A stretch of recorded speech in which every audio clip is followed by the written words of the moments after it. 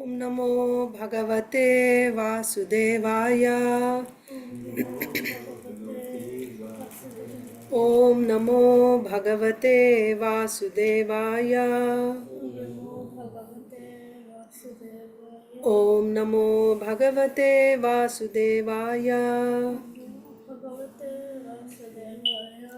Narayanam Namaskritya Naram Chaiva Narottamam Devim Saraswatim Vyasam Tato Jayam Mudirayet Nashtaprayeshva Bhadreshu Nityam Bhagavata Sevaya Bhagavatyuttama Shloke Bhaktir Bhavati Naishtiki Namo Vishnu Padaya Krishna Preshtaya Bhutale Srimate Bhakti Vedanta Swaminiti Namine Namaste Saraswate Deve Gauravani Pracharine Nirvishesha Shunyavadi Paschatya Deshatarine Jaya Sri Krishna Chaitanya Prabhu Nityananda Sri Advaita Gadadhara Sri Vasadi Gaura Bhakta Vrinda Hare Krishna Krishna Krishna Hare Hare Hare Rama Rama Rama Hare Hare.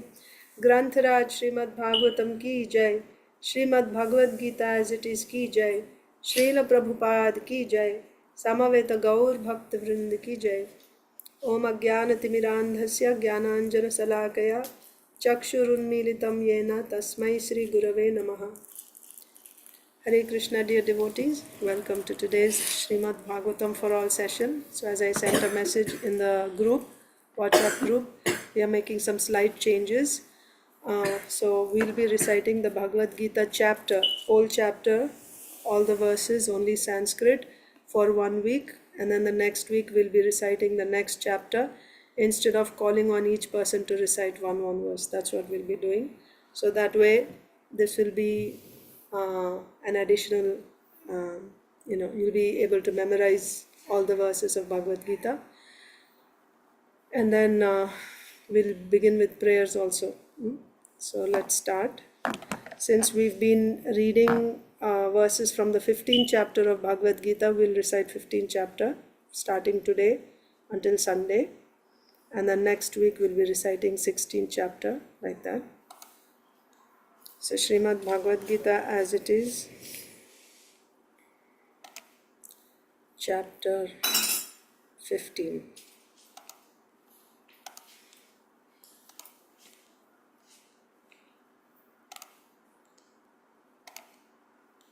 Okay, you can stay in mute and recite along with me.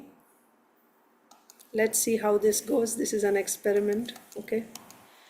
Chapter 15, the Yoga of the Supreme Person. Come close. No, you won't be seen. Come close. How you will see? I can see. Then I should hear you recite also. Text 1. Sri Bhagavanu Vacha Urdhvamulam Madashakam. Actually, 1 second, sorry. We'll do verse and translation so you'll know the meaning, okay? Shri Bhagavanu Vacha Urdhvamulam Adahashakam Ashwatham Prahuravyayam Chandamsi Yasya Parnani Yastam Veda Savedavid. The Supreme Personality of Godhead said, "It is said that there is an imperishable banyan tree that has its roots upward and its branches down, and whose leaves are the Vedic hymns. One who knows this tree is the knower of the Vedas." Text 2. Adashchordvam prasritastasya shakha guna pravriddha vishaya pravala adhascha mulanyanu karmanubandhini manushya loke. The branches of this tree extend downward and upward, nourished by the three modes of material nature. The twigs are the objects of the senses. This tree also has roots going down, and these are bound to the fruitive actions of human society. Text 3 and 4. Narupamasye hatatopalabhyate nanto na chadir na cha sampratishtha ashwattamenam suvirudhamulam असङ्गशस्त्रेण दृढेन चित्वा ततः पदं तत्परिमार्गितव्यं यस्मिन् गता न निवर्तन्ति भूयः तम् एव चाद्यं पुरुषं प्रपद्ये यतः प्रवृत्तिः प्रसृता पुराणी. The real form of this tree cannot be perceived in this world. No one can understand where it ends, where it begins, or where its foundation is. But with determination, one must cut down this strongly rooted tree with the weapon of detachment. Thereafter, one must seek that place from which, having gone, one never returns, and there surrender to that Supreme Personality of Godhead from whom everything began and from whom everything has extended since time immemorial. निर्मानमोहाजितसङ्गदोषा अध्यात्मनित्या विनिवृत्तकामा द्वन्द्वैर्विमुक्ता सुखदुःखसंज्ञैर्गच्छन्त्यमूढा पदमव्ययं तत्. Those who are free from false prestige, illusion, and false association, who understand the eternal, who are done with material lust, who are freed from the dualities of happiness and distress, and who, unbewildered, know how to surrender unto the Supreme Person, attain to that eternal kingdom. Text 6. न तद्भासयते सूर्यो न शशाङ्को न पावकः यद्गत्वा न निवर्तन्ते तद्धाम paramam mama. That supreme abode of mine is not illumined by the sun or moon, nor by fire or electricity. Those who reach it never return to this material world. Text 7. Mamaivamsho jivaloke jivabhuta sanatanaha manah shasthani indriyani prakritisthani karshati. The living entities in this conditioned world are my eternal fragmental parts. Due to conditioned life, they are struggling very hard with the six senses, which include the mind. Text 8. Shariram yad avapnoti yachapyutkramatishvaraha yachapyutkramatishvaraha grihitvaitani samyati vayurgandhani vashayat. The living entity in the material world carries his different conceptions of life from one body to another as the air carries aromas. Thus he takes one kind of body and again quits it to take another. Text 9. Shrotram chakshuh sparshanam cha rasanam ghranam eva cha adhisthaya manaschayam vishayan upasevate. The living entity, thus taking another gross body, obtains a certain type of ear, eye, tongue, nose, and sense of touch, which are grouped about the mind. He thus enjoys a particular set of sense objects. Text 10. Utkramantam sthitam vapi bhunjanam va gunanvitam vimudhananu pashyanti jnana chakshushaha. The foolish cannot understand how a living entity can quit his body, nor can they understand what sort of body he enjoys under the spell of the modes of nature. Sit properly. But one whose eyes are trained in knowledge can see all this. Text 11.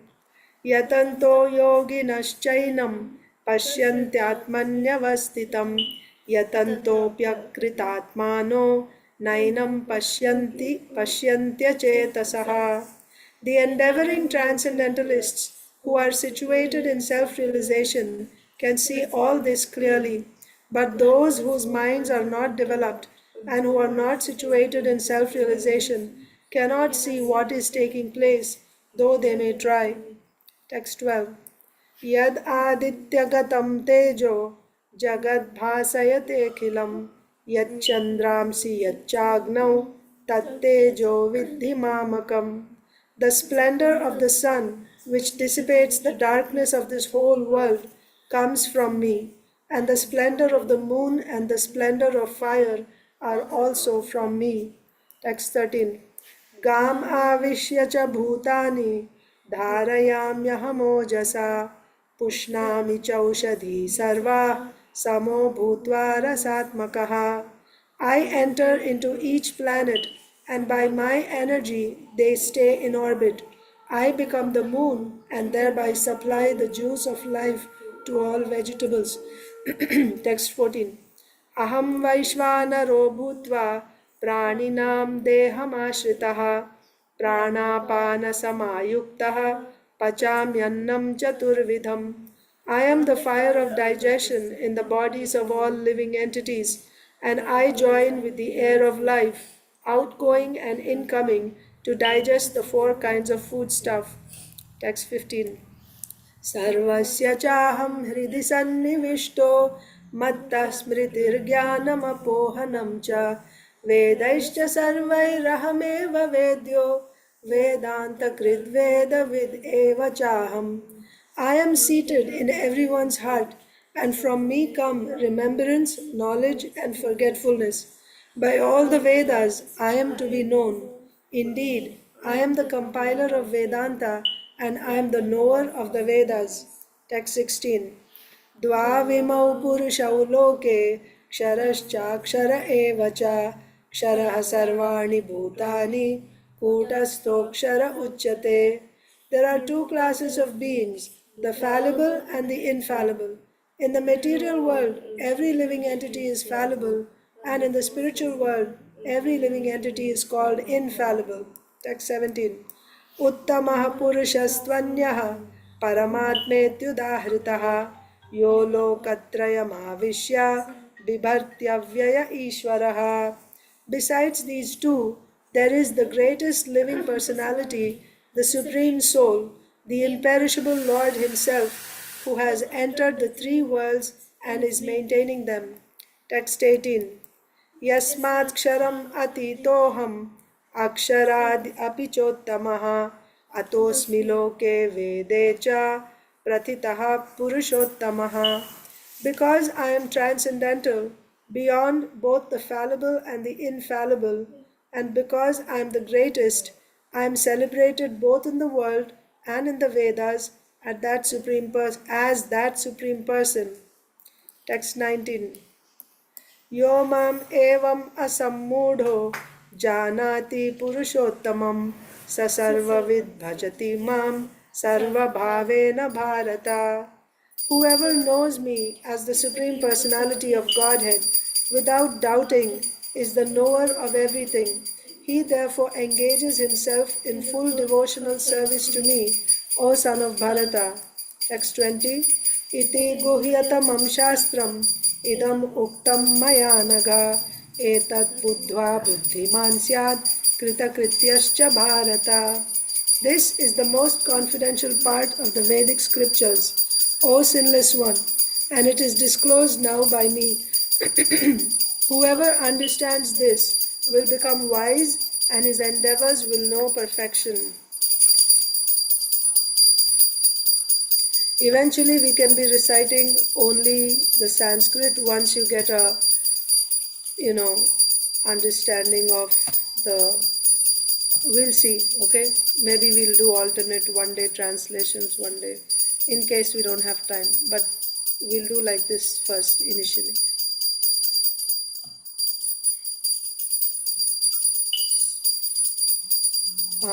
So let's recite Srimad Bhagavatam. We'll start with Kunti Maharani's prayers. That's the first prayer, or maybe the first three verses. Prayers by Vyasadeva. Okay, these are big verses, but very important, and we need to memorize them. So for the next 1 week, we'll just be reciting the first three verses of Srimad Bhagavatam, Srila Vyasadeva's mangalacarana.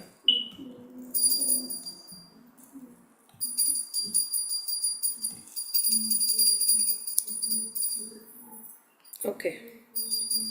Srimad Bhagavatam, Canto 1, Chapter 1, Questions by the Sages, Text 1.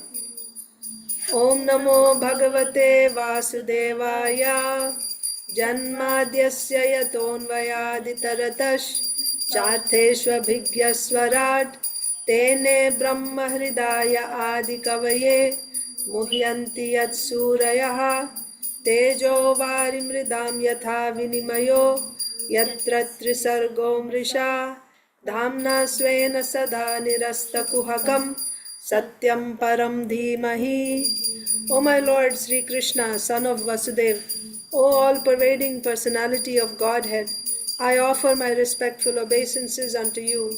Am I too fast?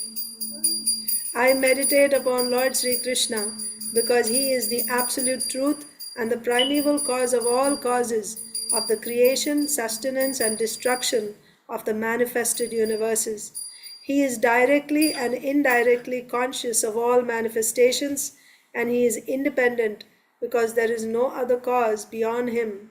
It is he only who first imparted the Vedic knowledge unto the heart of Brahmaji, the original living being.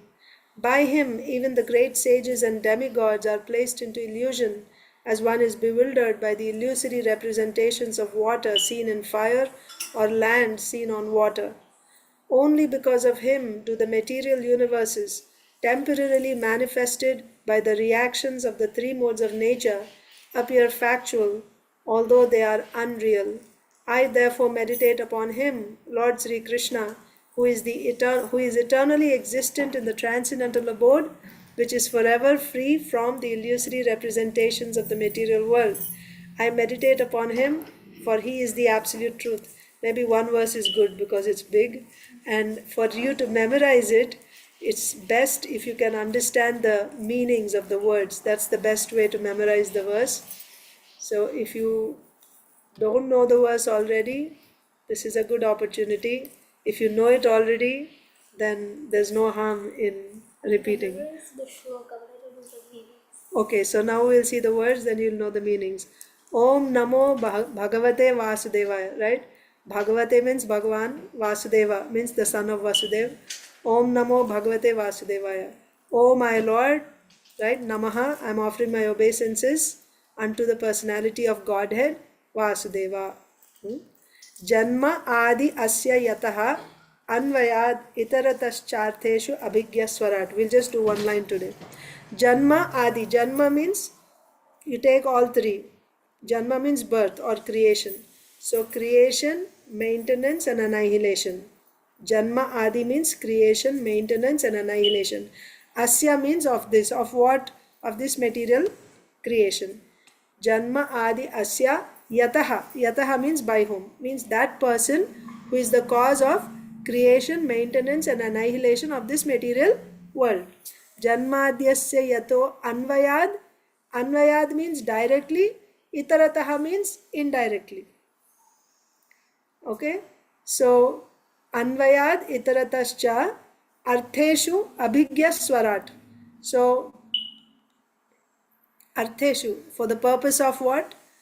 Creation, maintenance, and annihilation, he is directly and indirectly Abhigyaha.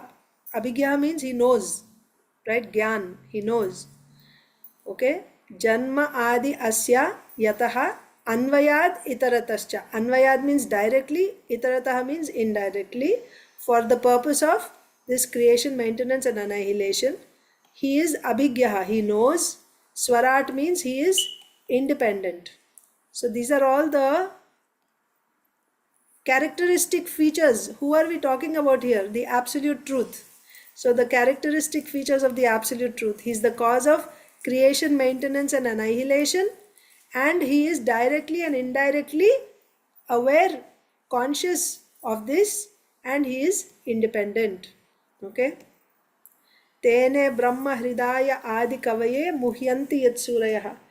Tene, okay, by him, Brahma means here Vedas. Hrida means in the heart. Of whom? Adi Kavi. Who is Adi Kavi? Brahmaji. So then the next characteristic feature of absolute truth is he is that person who has imparted the Vedas unto the heart of Adi Kavi Brahma. Tene means by him. Tene Brahma Hridaya Adi Kavaye. And what else? Muhyanti Yat Surayah. So Surayaha means who are Surayaha? Great sages and demigods. Okay, like you say Suras and Asuras, like that. So even great sages and demigods are put into illusion, muhyanti, bewildered, right? They are bewildered. For example, Lord Indra, Lord Brahma, they were bewildered, isn't it? Like that. Muhyanti yat surayaha. By him, another characteristic feature of absolute truth is Muhyanti yat surayaha. Even great sages and demigods are bewildered, put into bewilderment by him. Tejo vari mridam yatha vinimayo yatra trisargo mrisha. So, how is this bewilderment? Just like we have experience of this bewilderment in this world. So, what is teja? Fire. Vari means water. Mridam means earth. Okay. Mridu bhakshana lila is a mridu means eating dirt. So, mridam is dirt. Vari means water. Vari, you can remember. Vava. Tejaha means fire. So, in this world, you have this experience that when you see fire, smoke, doesn't it appear like water? Like things are like, so that is illusion. Actually, there is no water, but in fire, you see water. And then you see water on land. Desert mirage. I see the whatever we call that. Right. So this is illusion that you have experience of in this world. So like this, the demigods are also put into illusion. So we have some experience of how we can be illusion. So even the great demigods and sages are put into illusion by the Lord. Tejo vanimridam yatha vinimayo, then yatra trisargo mrisha. Okay, this three sarga means the three planetary systems, right? Upper, middle, and lower. Trisargo Amrisha. Amrisha means what?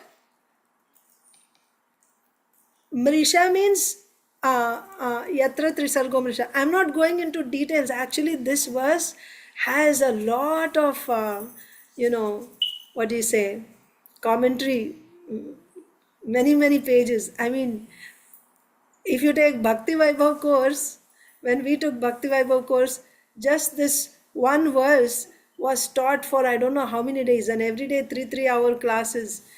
I think for almost 1 month we were just reading, the first, really, first three verses. So much is there in that.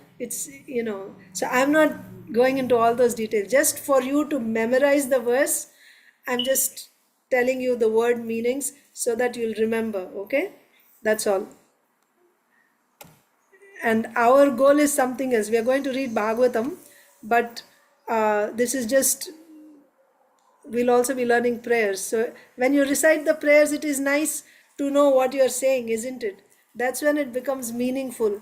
Instead of simply memorizing like a parrot and saying, which is not bad, but if you know what you're saying, then you can put your heart also into it. That's the whole idea.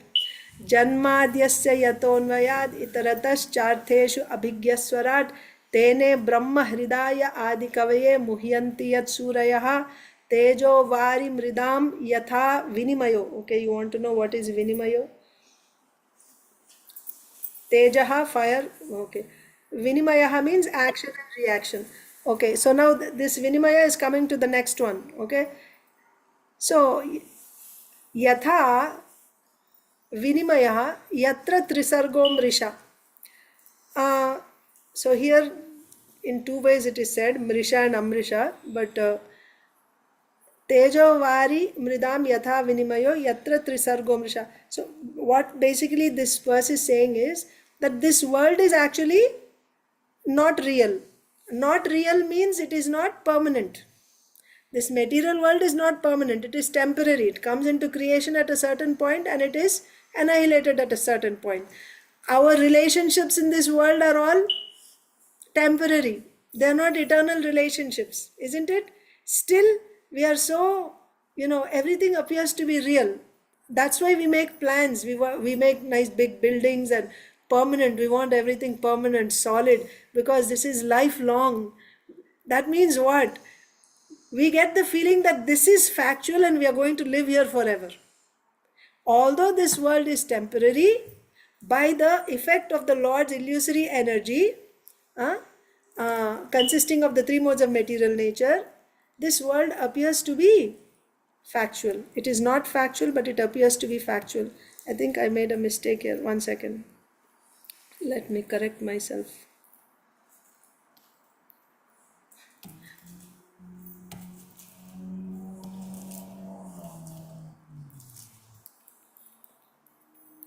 Sorry, I said Trisarga means the three planets. It's not the three planets, the three modes of material nature. Okay, that's my mistake. By mistake, I said that. So, this world, which is consisting of the three modes of material nature, which is made up of the three modes of material nature, which is actually temporary, but it appears to be factual. Why it is appearing to be factual? By the Lord's illusory energy. So that is his qualification. By his energy, this world which is temporary appears to be real. So same, by that illusory energy, you see on in fire you see water, and again you see water on land.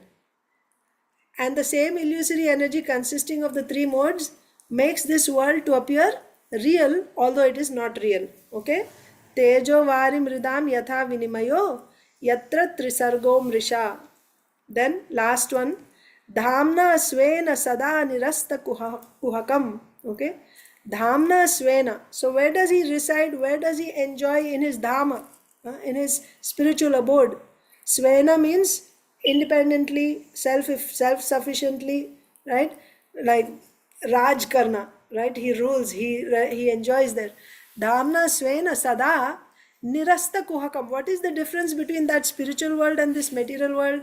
Material world is temporary, right? It appears to be factual, but actually it is temporary, it is not eternal. Whereas the spiritual world is the opposite, right? There is no illusion there, it is the opposite of illusion. Okay, nirasta kuhakam means darkness or illusion, so there is no illusion there, and in that spiritual land the Lord is residing. Dhamna svena sada nirasta kuhakam. That dhamma which is free from all illusion, which is free from all darkness, there the Lord is enjoying. That Lord is who? Satyam param dhimahi. Dhimahi means I meditate upon him. And who is he? Satyam param.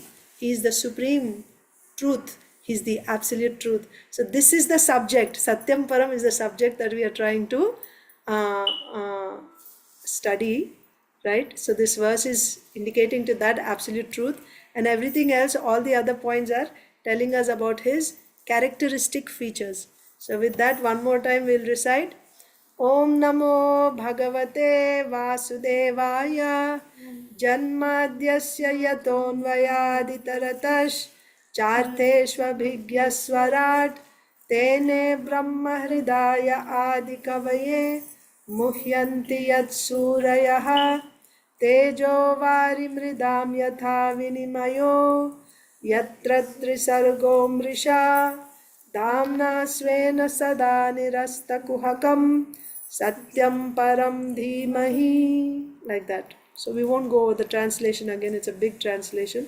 But at least you know, when you recite the verses, you know what it means. That's the only goal, what the verse means when you're reciting, so that you'll memorize the verse. Okay, now we'll begin Srimad Bhagavatam reading.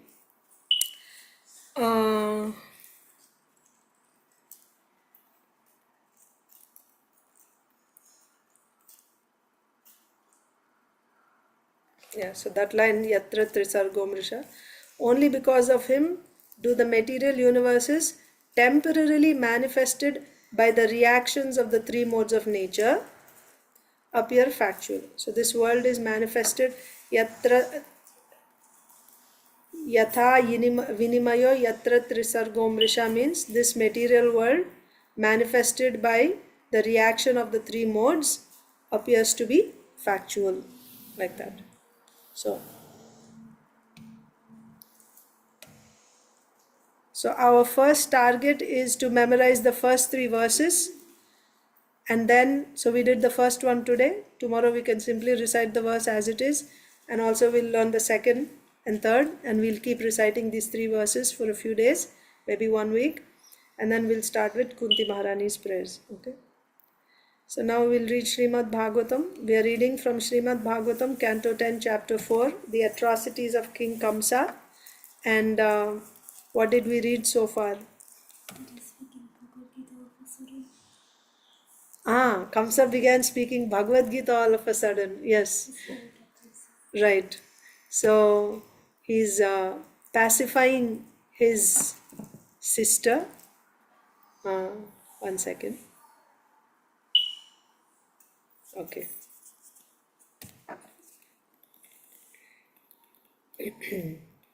So after Durga Devi disappeared, then Kamsa became concerned. What was Kamsa's concern?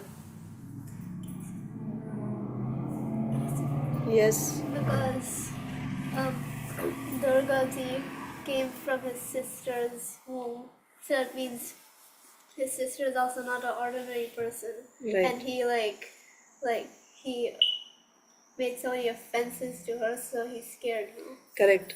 So Durga Devi appeared, Durga Devi, the divine person, has appeared from the womb of his sister, whom he tortured so much by killing her babies, arresting her. Durga Devi has appeared. Now, what will happen to me? He's worried. So immediately he opened their iron shackles and then he started uh, pacifying her. So, what did he say to pacify her? We will see. We covered all this already. I'm just giving a recap.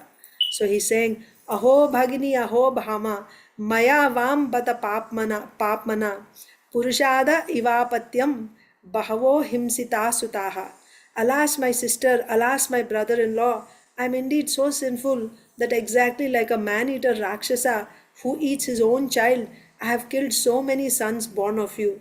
Then, Satvaham Tyakta Karunyas, Tyakta Gyati Suhrit Khalaha, Kan Lokan Vai Gamishyami, Brahma Heva Mritah Shwasan, being merciless and cruel, Tyakta Karunyas, right? Giving up Karuna. Tyakta Gyati, giving up all knowledge, all intelligence, right? Gyati means knowledge. So Tyakta Karunya, Tyakta Gyati, being merciless and cruel. I have forsaken all my relatives and friends. Suhrit means my relatives, well wishers, and I have become their enemy, right? I have forsaken all my well wishers and friends, relatives. Kan lokan vai gamishyami. Therefore, like a person who has killed a Brahmana, I do not know to which planet I shall go. Kam lokan vai gamishyami means I don't know to which planet I will go. Brahma heva mritashwasan. Like a person who killed a Brahmana, I don't know where I will go. Mritaha means after death, and even shwasan while I am breathing. I don't know what my destination is going to be for doing such a sinful act. Daivam apyanritam vakti na martya eva kevalam yad vishrambhad aham papaha swasur nihatavan chishun. Daivam apyanritam. Now he is saying this is all Daivam arranged by the Lord, right? Destiny. Daivam apyanritam vakti na martya eva kevalam. Right? Alas, not only human beings, but sorry, mistake. Daivam means the divine, right? Even the divine, they also tell lies. Anritam Vakti means they're telling false statements, right? Telling lies. Daivam Api, Anritam Vakti, Na Martya Eva Kevalam. Not only on this earth, but even the divine people are telling lies. Yad Vishrambhad Aham Papaha. And believing this, being so sinful, Swasur Nihatavan Chishun. I have killed my own sister's babies, like that. Alas, not only human beings, but sometimes even providence lies. And I am so sinful that I believe the omen of providence and killed so many of my sister's children. Why did he realize this before? Yeah, that is the nature of a demon, right? Those who don't have control over their senses, they cannot stick to their word, right? And also they they can preach to others, but personally they cannot follow. Ma shochatam mahabhaga, ma shochatam, right? Don't feel sorry. Mahabhaga, oh most fortunate one. Atmajan swakritam bhujaha jantavo na sadaikatra. So, O great souls, your children have suffered their own misfortune. Therefore, please do not lament for them. Ma shochatam, right? Don't lament for them. Atmajan swakritam bhujaha. Because of their own doing, they have suffered like this, right? So, don't feel sorry for that. Jantavo na sadaikatra daivadhinas tadasate, right? So, jantus means all living beings. We cannot be together at all times. Ekatra, sada ekatra. We cannot be together at all times by daivadhina, by the control of higher authorities, right? There's no permanence, right? We cannot stay together because of the control of higher authorities. And this world is what we can. And even if they lived, stada asate, we are all temporary, right? Our staying together is temporary. Even if those boys had lived longer, eventually they would be separated anyway. He's saying this, then why did he try to save himself by doing Right, that? you didn't ask Kamsa at that time, you should have asked him. Devaki was too nice to say anything like that, so she didn't say. But yeah, makes sense. Why you did all that to me if you knew all this philosophy, Rasapi is saying. Okay, then, O great souls, your children have suffered their own misfortune, therefore please do not lament for them. All living entities are under the control of the Supreme and they cannot always live together. In text 19, Bhuvi bhaumani bhutani yatha yanti apayanti cha nayam atma tathaiteshu viparyeti tathaiva bhuhu. Bhuvi bhaumani bhutani. What is bhutani, Madhava? What is bhutani?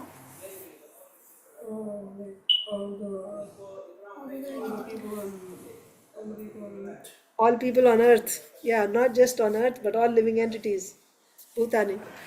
Bhuvi bhumani, bhaumani bhutani.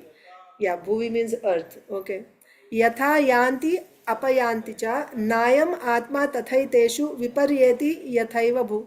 In this world, we can see that pots, dolls, and other products of the earth appear, break, and then disappear, mixing with the earth. That is Bhuvi. Similarly, the bodies of all conditioned living entities are annihilated, but the living entities like the earth itself are unchanging and never annihilated. Na hanyate hanyamane sharire. So what is he saying? Bhagavad Gita, right? Na jayate mriyate va kadachin nayam bhutva bhavita va na bhuyaha ajo nitya shashvatoyam purano na hanyate hanyamane sharire. So for the soul there is no birth nor death. Only the bodies are being created and destroyed, but the soul is eternally living. Just like from mud pots are formed, pots are destroyed, but mud remains. So don't worry for the body. That's what he's saying. In this world, we can see that pots, dolls, and other products of the earth appear, break, and then disappear, mixing with the earth. Similarly, the bodies of all conditioned living entities are annihilated, but the living entities like the earth itself are unchanging and never annihilated. So the Atma remains, but the body is changing. So don't cry for the body. यथा नेवं विदो भेदो यथा आत्मा विपर्ययः देहयोगा वियोगौ च संसृतिर्न निवर्तते. One who does not understand the constitutional position of the body and the soul becomes too attached to the bodily concept of life. Consequently, because of attachment to the body and its byproducts, he feels affected by union with and separation from his family, society, and nation. As long as this continues, one continues his material life, otherwise, one is liberated. Okay? Kamsa is saying all this, yeah. Finished. Offering nikal de. So, one who is considering himself to be this body, any person who considers himself to be this body, he will become happy when he comes together with his. That means if you consider yourself to be this body, then anyone who is related to this body is yours. My friend, my family, my children, my countrymen, right? My community people, my countrymen, or the residents of the same planet, all the residents of the earth planet, they're all my people. Either it is just myself or extended self, anything that is related to this body. Then those who are mine, when I meet them, I become very happy. And those who are not mine, then when I say these are mine, there are others who are attacking my people. That means that is my enemy, right? This is those who are attacking my people, they are my enemies. So then I become happy when I come together with my people, and I become unhappy when I'm separated from my people. Who will experience this happiness and distress upon meeting with his people and being separated from his people? Who will feel this? Huh? Why he is attached? Yeah. Very good. Mother also listens. Because he's saying, because he is thinking he is this body. One who thinks he is this body, he will be affected by happiness and distress. So, Kamsa is telling Devaki, right? So you're grieving for the loss of your boys, but those boys are not your boys, they're actually spirit souls. By their own karma, they took that birth, and by their own karma, they left. I was just an instrument. He didn't say that, but it's understood. I'm just an instrument. So don't feel sorry. Because there's a problem here. If you think that you are this body, and because of that you become happy when you meet with those you love, and you become distressed when you're separated from those you love, then what is the result? The result will be, you will be, what is the result? What is the problem? Whoever has heard, tell me. Huh? Sad. Wait, what? That already is experiencing. So first is, if you are, Your Krishna consciousness will become worse. your Krishna consciousness will become worse. Okay. So What- first, okay, sequence is like this.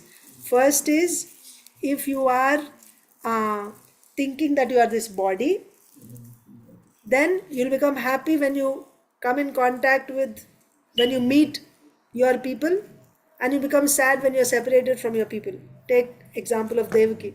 Devaki's children are separated from her, they're killed. So you become sad. This is Kamsa saying, this is because when you think you are this body, then you'll be affected by happiness and distress upon meeting and separation. He says one more thing. Whoever is experiencing this happiness and distress, what will happen to that person? That is already happening. He'll never be happy. Okay? So you're saying forever he'll not be happy. Okay? Ah. You will continue in this cycle of birth and death. You will never get liberation. As long as you're becoming happy when you get something you like, and you become sad when something you like is taken away from you, you will never get liberation. Now you tell me whatever it is that you like, that when you get it you become happy, and when you don't get you become unhappy. We all have so many things. If you are still feeling that happiness and distress, you can rest assured that you won't become liberated. So where is the root of all this? The root is thinking that I am this body, and this thing gives me happiness, and that thing gives me distress, right? Okay, now today's verse.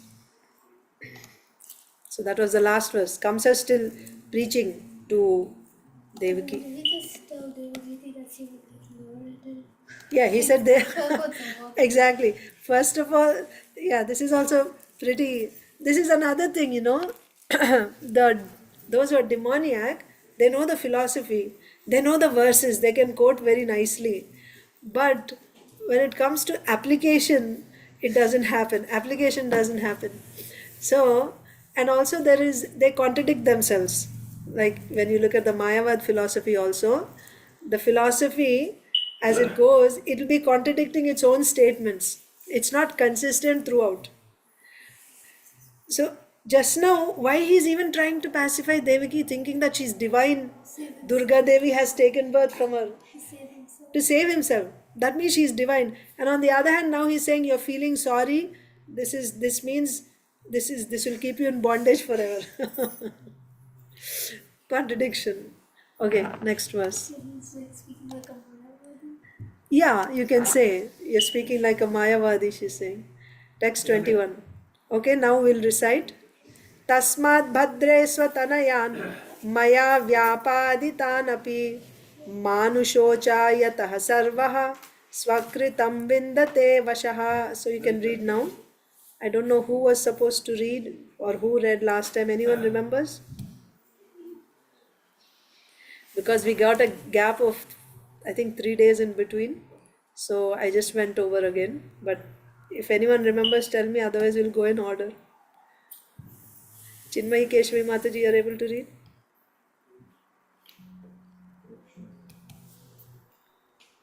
Hare Krishna Mataji pranams. Last week I only read. Or you only read? Okay. But I You can read the translation, it's okay. And the next person will read. You get bonus because you remember. okay. But my dear sister Devaki, all good fortunate unto you. Everyone suffers and enjoys the results of his own work under the control of providence. Therefore, although your son have unfortunately been killed by me, please do not lament for them. Yes, he's saying, please don't lament for them. My dear sister Devaki, all good fortune unto you. Everyone suffers and enjoys the results of his own work, right? So if you are suffering, it's the, and if they have died, that's also because of their own work. What will you achieve by lamentation, right? This is all under the control. This is like the summary of what he said so far. My dear sister Devaki, all good fortune unto you. Everyone suffers and enjoys the results of his own work under the control of providence. Therefore, although your sons have unfortunately been killed by me, please do not lament for them. So, Narsimha, actually, Usha Mataji, are able to read? Meda Usha Mataji. Hare Krishna Mataji, Dandavat Pranams, all glories to Srila Prabhupada, all glories to the assembled devotees. Dandavat Pranam Mataji, all glories to Srila Prabhupada. It's from everyone, right, Mataji? As stated in Brahma Samhita. You want me to recite the verse? Yes, Mataji. As stated in the Brahma Samhita 554, यस्त्विन्द्रगोपमथवेन्द्रमहो स्वकर्मा बन्धानुरूपफलभाजनमातनोति कर्माणि निर्दहति किन्तु च भक्तिभाजां गोविन्दमादिपुरुषं तमहं भजामि. Yes, Mataji. Thank you, Mataji. Everyone beginning from the small insect known as Indragopa up to Indra, the king of heavenly planets, is obliged to undergo the results of his fruitive activities. We may superficially see that one is suffering or enjoying because of some external causes, but the real cause is one's own fruitive activities. Even when someone kills someone, it is to be understood that the person who was killed met the fruitive results of his own work, and that the man who killed him acted as the agent of material nature. Thus, Kamsa begged Devaki's pardon by analyzing the matter deeply. He was not the cause of the death of Devaki's sons. Rather, this was their own destiny under the circumstances. Devaki should excuse Kamsa and forget his past deeds without lamentation. Kamsa admitted his own fault, but whatever he had done was under the control of Providence. Kamsa might have been the immediate cause for the death of Devaki's sons, but the remote cause was their past deeds. This was an actual fact. Yes, Srila Prabhupada is saying this is whatever Kamsa said is an actual fact, and actually this is a verse from Bhagavad Gita also. Ya enam vetti hantaram yaschainam manyate hatam ubhau tau na vijanito nayam hantina hanyate. Neither he who thinks the living entity, the slayer, one who kills, nor he who thinks him slain is in knowledge. One does not kill, nor does one get killed. So this is Bhagavad Gita. So Kamsa is saying this to Devaki, that and same thing Srila Prabhupada is actually explaining that in the purport, that when you see that one person has killed another, it's not that this person has killed or that person is killed. For one thing, the soul can never be killed. The soul is eternal. And the other thing is, the killer is killing under the control of who is controlling everything? All the activities in this material world, who is controlling? How are they happening? Karya Karana Kartritve, isn't it? Karya Karana Kartritve. Karya means the body, okay? The body or the sense objects. Karana is the senses. And karta is, there is, actually we think we are the karta. Karta means doer. I think the spirit soul is the doer. The spirit soul is not the doer. Who is the doer? There are controlling indriya adhishtana devatas, controlling deities. So it's like, you have puppet master, right? So there's puppet. We see there's a picture also in the Bhagavad Gita, the three modes with the strings, and the people here, one, they lift the hand, the modes are actually acting. So the modes are what? This Prakriti is made of the three modes. So basically it is the Prakriti who's doing everything. Prakriti doing everything. That means if I want, when I'm seeing something, how am I seeing? So first of all, Karya is what? Like everything. What is this body made up of? Earth, water, fire, air, ether, flesh, blood, mucus, bones. Right? This is all uh, Karya. Right? Then what is the karana? Karana is, there is a sense. We may think this is the sense. This is not the sense. This is just, it's like you have glasses, right? The glasses are not seeing. You have a camera, you take pictures. The camera is not seeing things. Through the lens you are seeing. You understand? So similarly, the eyes that you have, these are called charma chakshu. Charma means skin, right? Charma chakshu, fleshy eyes. The flesh is not seeing. This is just this is just uh, you know like the gross elements. But there is a subtle sense, like you have subtle body, mind, intelligence, ego, chitta. You also have senses, 10 types of senses. They're very, very minute, very, very small, subtle senses.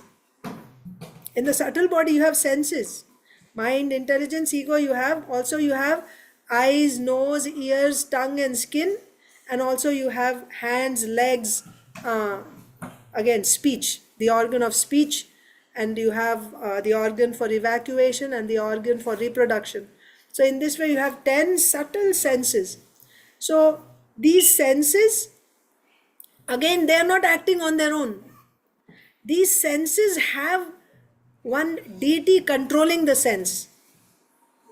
For example, for the eyes, there is Surya, not the Surya, the whole personality. A small amsha of that Surya is controlling the vision, the sense of seeing for all living entities in this universe. There is that Surya amsha, the Indriya Adhishtana Devata, who's controlling the seeing. So now, when the act of seeing is happening, right now I am seeing, I'm seeing my phone. Okay, I'm seeing my phone. So who is seeing the phone? Think about it, right? My eyes are seeing. Actually, so the phone is the karya, okay, the sense object. It's being seen. Who is seeing it? You'll say the eyes are seeing. Eyes means what? That sense, okay? That sense, subtle sense. But is that sense doing the activity on its own? No. There is a devata who's controlling that. Now, even this devata is also not that we'll discuss later on. But here the point is Prakriti is doing everything. Now, if you remember, we just cannot do without this understanding of creation from Karanada Dakshai Vishnu. He glances on Prakriti. Wherever you go, you have to get back to that. So it's best to understand this procedure clearly. Otherwise, you cannot go forward in philosophy. You have to understand this. So when Karanada Dakshai Vishnu glances on Prakriti, what happens first of all? Creation is a big thing. What part of creation happens first? All the parts, Brahmaji. It's too far. He's saying Brahmaji is coming. first thing that happens is when the Lord glances, what is coming from his glance? The order to create. The order to create. Okay, the Kala Shakti is there, but all the living entities are coming. So this is like, you can see this like a male and female. The Lord is the supreme male, Prakriti is the female. So when the Lord is glancing, he's sending all the living entities into Prakriti. That's the beginning. Now Prakriti has all the living entities. She's like a pregnant lady now. She's called Pradhana. And then the baby that she gives birth to is called Mahat Tattva. From here, from Mahat Tattva, you get false ego. False ego is in goodness, passion, and ignorance. False ego and goodness gives birth to mind and these demigods, controlling deities. False ego in passion gives birth to senses and intelligence. False ego in ignorance gives birth to the gross elements and the sense objects. Okay, now my point is, when you are seeing something, who is seeing? What are the instruments that are involved in that? What is involved in that activity of seeing? You have the senses. Where are the senses coming from?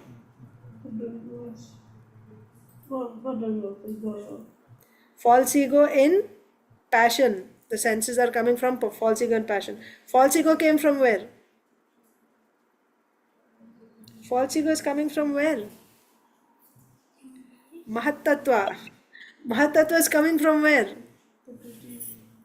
Pradhana.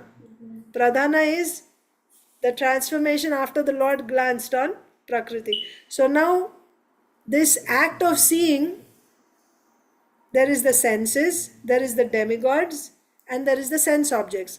All these three are coming from where?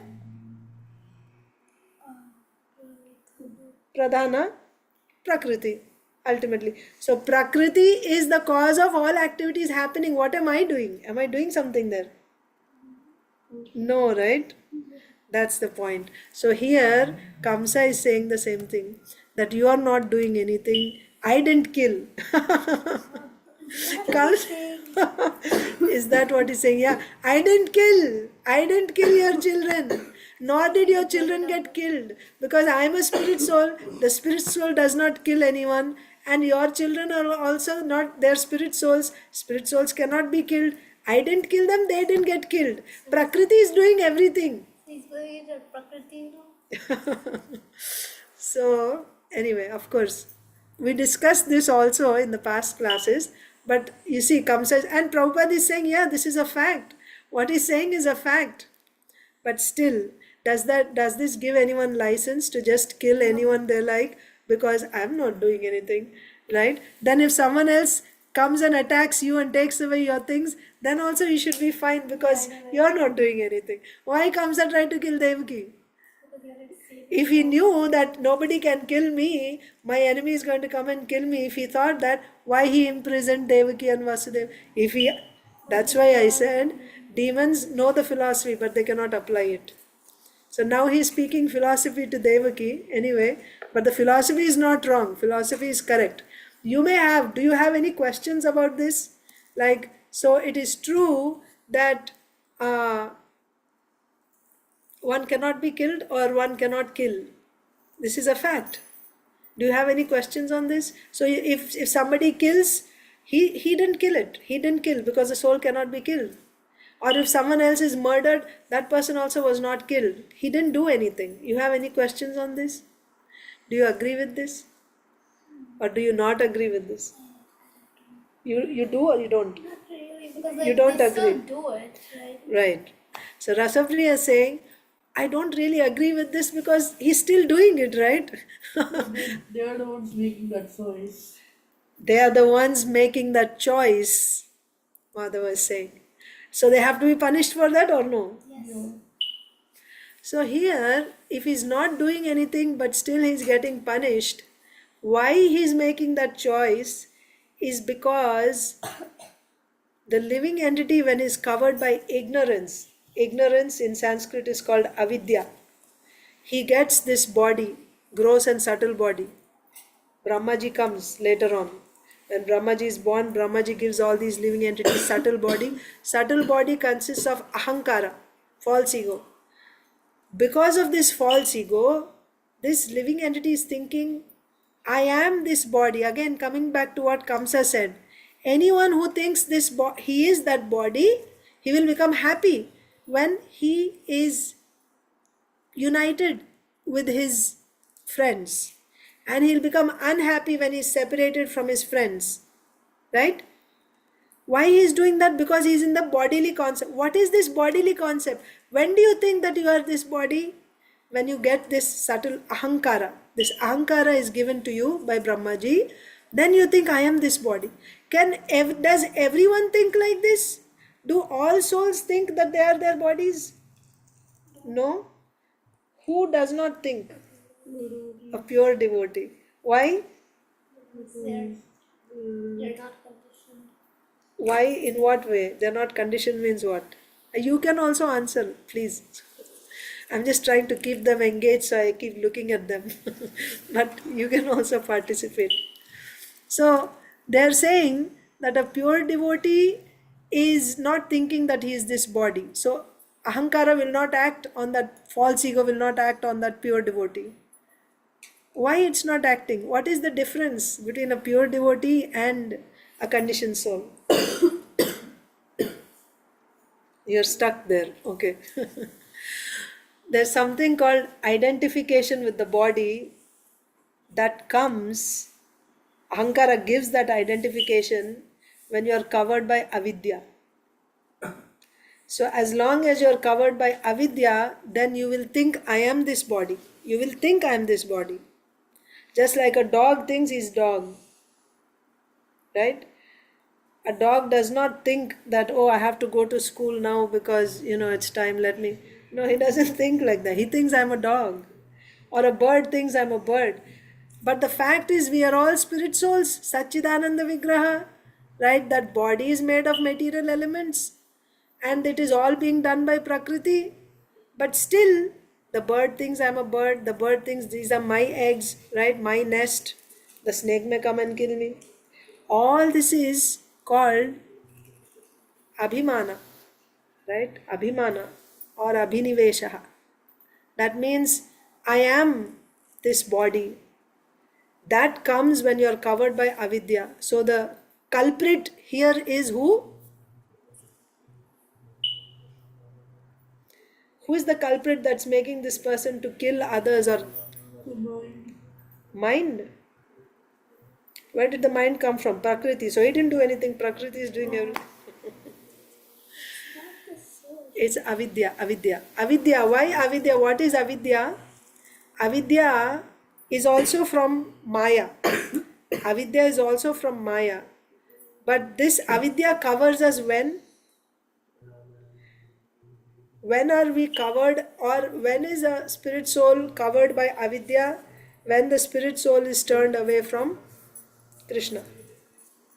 When you are turned away from Krishna, then you are under the clutches of avidya. Once you are under the clutches of avidya, it's like a snowball effect. One thing leading to another. You keep getting material bodies and you act, you have a particular samskaras nature, you act according to that. By doing that, then you get reaction. Because of that reaction, again you get another body. Again, you think you are that body, so you act in a certain way. Again, you get reaction for that. And that reaction based, then you have to get another body. And this is going on, an endless cycle of karma is going on. When can you come out of this karma cycle? When can you break this cycle? Can you decide one day that on your own, I don't want to do this, I want to come out of it, and can you come out of it on your own? No. Because you are controlled. That's what he's saying. We are all controlled. How we can come out of this? By surrendering. Yes, because we are turned away from the Lord. When we turn towards the Lord, then avidya will not act on us. Then avidya is finished. Can you turn to the Lord? Like, there are many people in this world. Everyone can turn to the Lord. Why they don't turn to the Lord? Wow. They need the mercy of a pure devotee. Correct. So that is the philosophy. So when you get the mercy of a pure devotee, that's when you can turn to the Lord. By turning to the Lord means you surrender to the Lord. When you surrender to the Lord, then Maya has no control on you. Daivi hyesha gudamayi mama maya duratyaya mamevaye prapadyante. Prapadyante means when you surrender to the Lord, Maya metam tarantite. He crosses the effect of this Maya. He breaks free from the clutches of Maya. Until then, you have to continue. So here Kamsa is speaking very nice philosophy.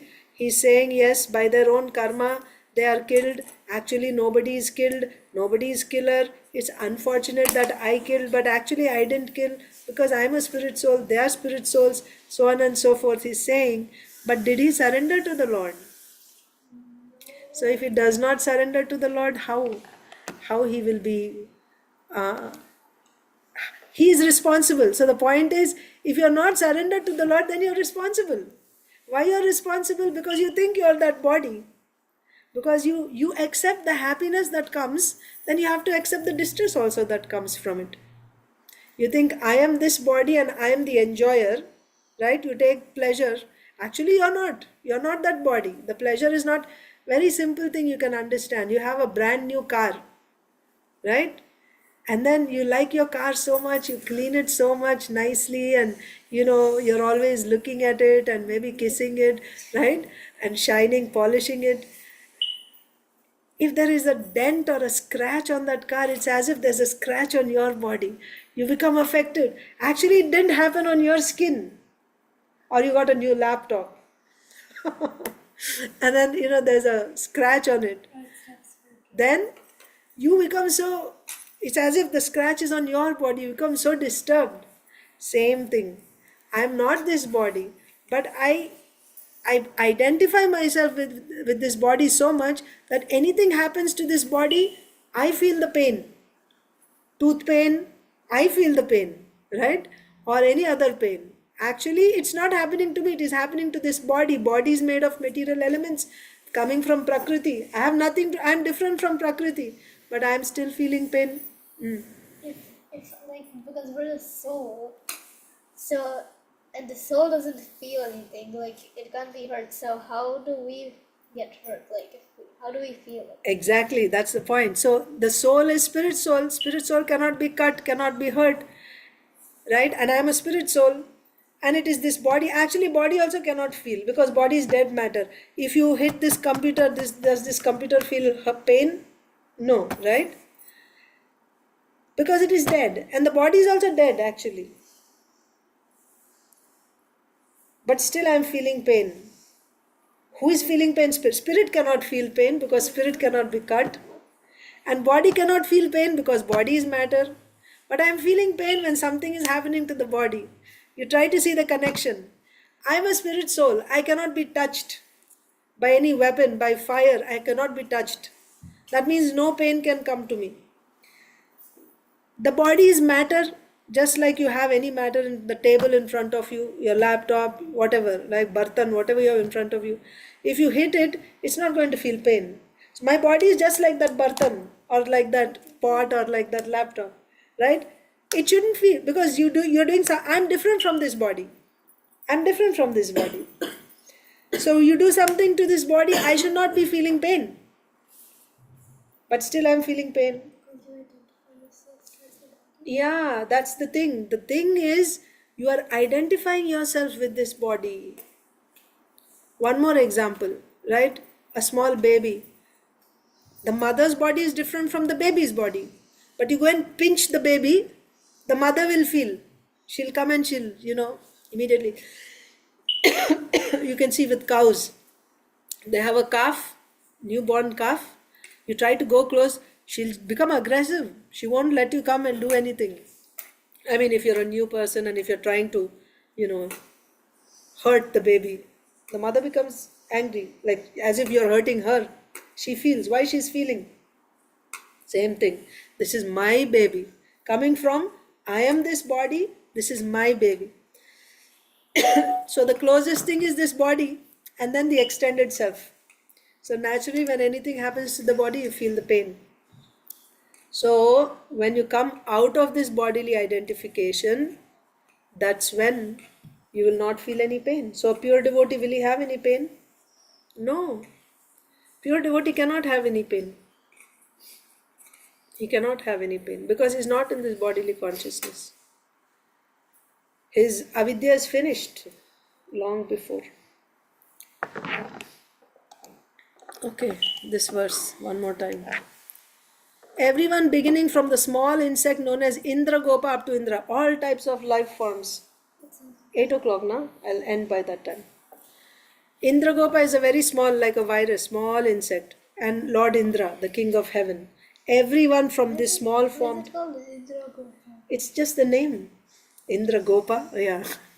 That's the name. Why it is called like that, I don't know.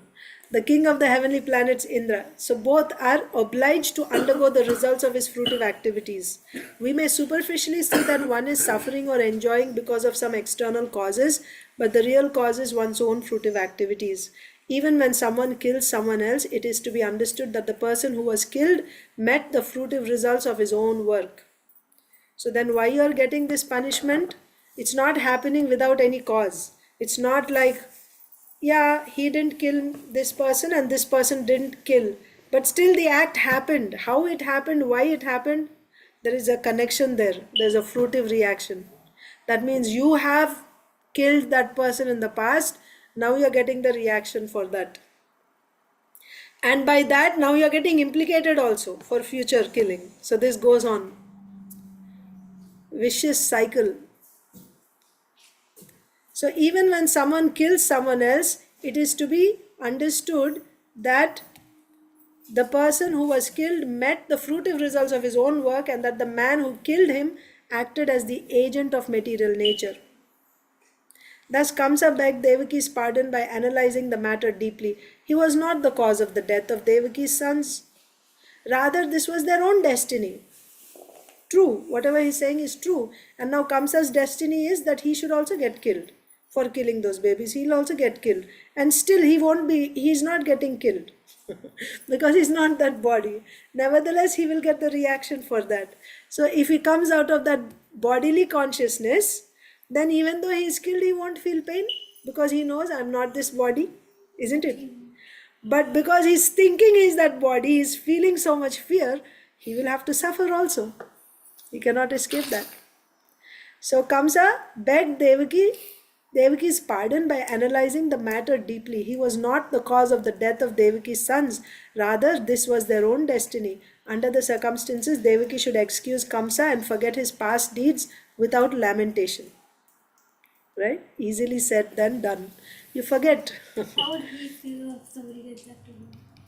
Kamsa admitted his own fault, but whatever he had done was under the control of providence. Kamsa might have been the immediate cause for the death of Devaki's sons, but the remote cause was their past deeds. This was an actual fact. So we can stop Srimad Bhagavatam reading here and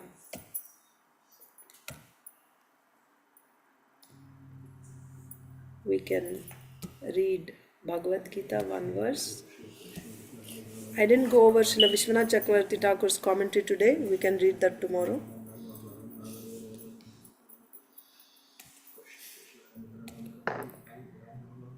Bhagavad Gita.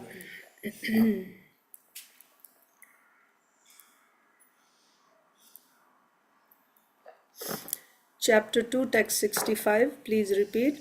Prasade sarva dukkhanam hanir asyopajayate prasanna chetaso yashu buddhi paryavatishtate. For one thus satisfied in Krishna consciousness, the threefold miseries of material existence exist no longer. In such satisfied consciousness, one's intelligence is soon well established. For one thus satisfied in Krishna consciousness, the threefold miseries of material existence exist no longer. In such satisfied consciousness, one's intelligence is soon well established. We are seeing the qualities of Sthita Pragya. That means one who is liberated, whose avidya is removed, and also he's now, like in the final stages, right, of just before getting, he's liberated already in the body, but he has not yet left this body. That is a Sthita Pragya. So we are seeing his qualities, and in between we also see the qualities of one who has not yet reached that Sthita Pragya stage. The previous verse said, Raga Dvesha Vimuktastu, right? That one who has Vishayan Indriyesh Charan Atma Vashyar Videyatma Prasadam Adhikachate. But a person free from all attachment and aversion and able to control his senses through regulative principles of freedom can obtain the complete mercy of the Lord. If you remember the thread. So the senses are so strong that even though you're trying to control the senses keep, before that, the mind, right? My Vishaya Vinivartante Niraharasya Dehna. You may control the senses, but the mind is still going to the sense objects. So That means you're trying to control your mind also, but the senses are pulling the mind away. They're like, they're very strong and impetuous. They forcibly carry away the mind. So, what should you do? You should, if you're simply controlling the senses and if you're not controlling the mind, then you'll become a mithyachari, right? So, what you should do is you should also control the mind. And how you'll control the mind? By getting a higher taste. Vishaya vinivartante niraharasya dehinah. But how do you get that? How are you able to control the mind? Through Krishna consciousness. Tani sarvani matparaha is said. Matparaha. Unless you do bhakti, there's no way that you can get success either in jnana, yoga or bhakti. So the way to control your mind is fix it on Krishna. Otherwise, if you don't control your mind, what will happen? Dhyayato vishayan pumsaha sangasteshu pajayate. So like this, your mind is contemplating on sense objects, then you develop lust, attachment for it. If you don't get it, you become angry. From anger, right? Delusion, loss of memory, like this. Loss of intelligence, you fall into material pool. Once again, you fall down. Why? All this is because of the mind not controlling the mind, not fixing the mind on the Supreme. Then the mind, even though artificially you're trying to control the mind, the senses are pulling you away. So you should control the mind also. But the way to control the mind is fix on the Lord. Fix the mind on the Lord. Like that. If you don't do, then by contemplating on sense objects, eventually you'll fall down again. Then after that we read, so what should we do in order to fix the mind on the Supreme Lord?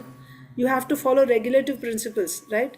Control the senses. You begin by regulative principles. Then by that what will happen?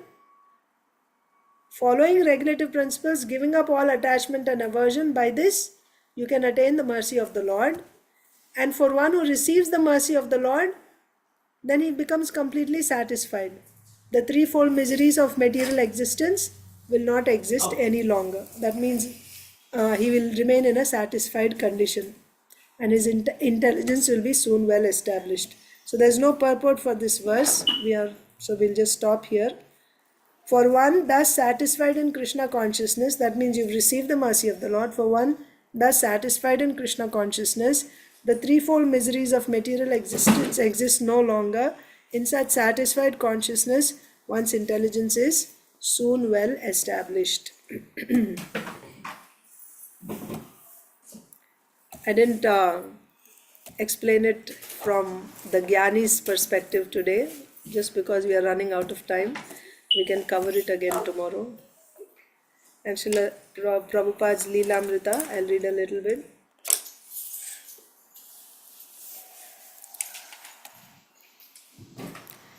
So this is in 1966 summer.